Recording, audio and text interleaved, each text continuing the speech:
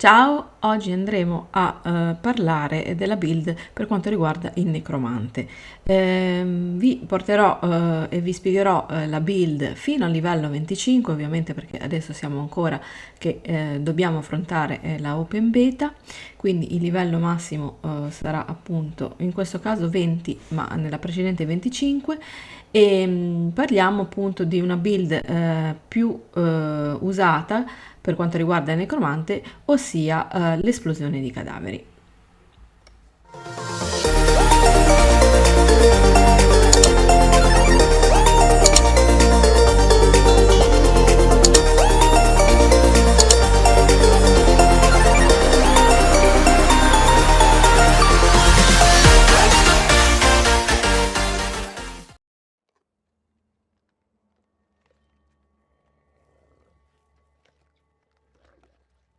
La build del necromante esplosione cadavere è incentrata sull'uso di esplosione cadavere per infliggere danni ai nemici con i cadaveri dei loro fratelli caduti. Stiamo parlando della classe del necromante e le statistiche primarie per questa build sono intelligenza e destrezza. Dunque, allora adesso vi dirò quali sono le abilità attive che dobbiamo andare ad attivare. Raccolto, lancia d'ossa, esplosione di cadavere, nebbia di sangue, solleva scheletro e golem. Il modo in cui funziona questa build è che farai esplodere i cadaveri usando l'abilità Blood Mist e l'aspetto leggendario Aspect of Explosive Mist.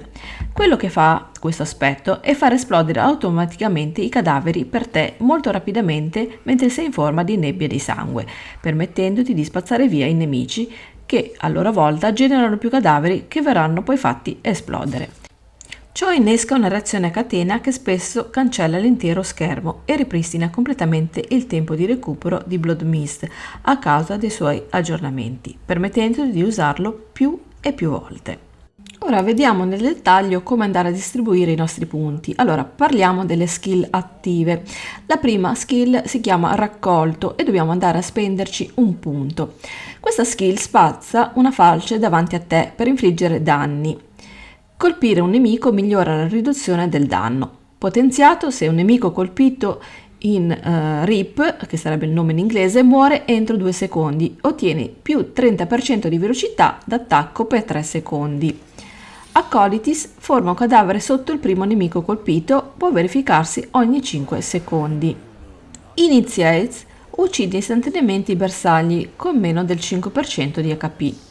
Non funziona su boss o giocatori. Dunque ora andiamo a parlare della skill più importante, perché dobbiamo andare qui a mettere 5 punti, ossia lancia d'ossa. Evoca una lancia d'ossa da terra infliggendo 85% di danni e perforando i nemici. Dunque allora, andando a portarla su di rank questa skill, inizieremo dall'85% per poi andare a finire al grado 5 con 128% di danni. Allora, la skill numero 3 attiva è l'esplosione di cadavere. Questa skill anche è molto importante in questa build perché gli andiamo a mettere ben 5 punti, che poi è il massimo per quanto riguarda le skill attive. Allora, questa skill fa esplodere un cadavere infliggendo il 75% di danni ai nemici circostanti, quindi si tratta di una skill AoE. Dunque iniziamo con un 75% di danni e portandola al grado 5 arriviamo fino a ben 105% di danni. Dunque poi la skill numero 4, ossia nebbia di sangue, e qui dobbiamo andare soltanto a dare un punto. Questa skill dà una dispersione in una nebbia sanguinante, diventando immune per 3 secondi. La tua velocità di movimento è ridotta del 20% e infliggi periodicamente 2% di danni ai nemici e cure per lo 0,5% della tua vita massima. Dunque adesso andiamo ad attivare altre 2 skill che sono le skill per quanto riguarda i pet del necromante. Dunque una si chiama alza lo scheletro, resuscita uno scheletro da un cadavere per combattere al tuo fianco.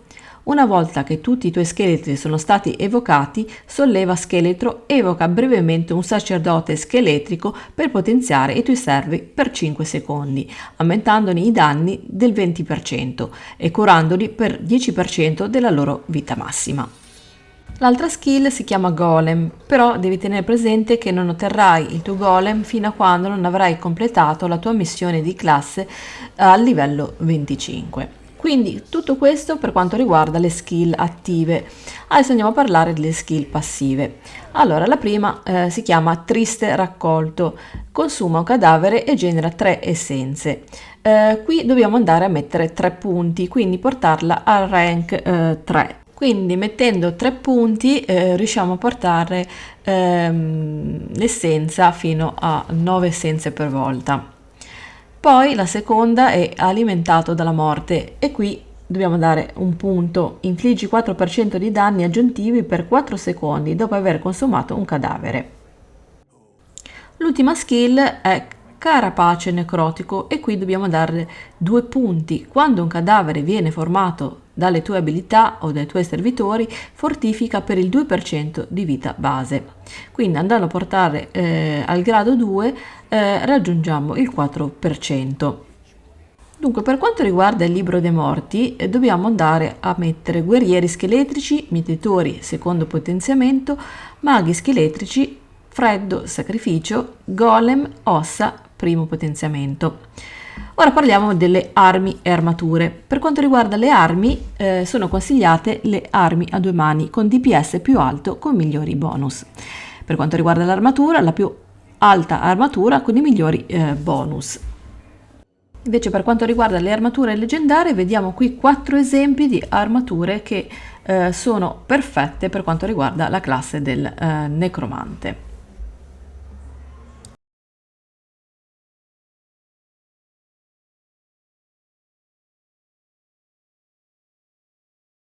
Ok, questa qui è la build per quanto riguarda il necromante che si chiama esplosione di cadaveri. Ovviamente possono esserci altre build interessanti per questa classe, ma le vedremo magari più avanti.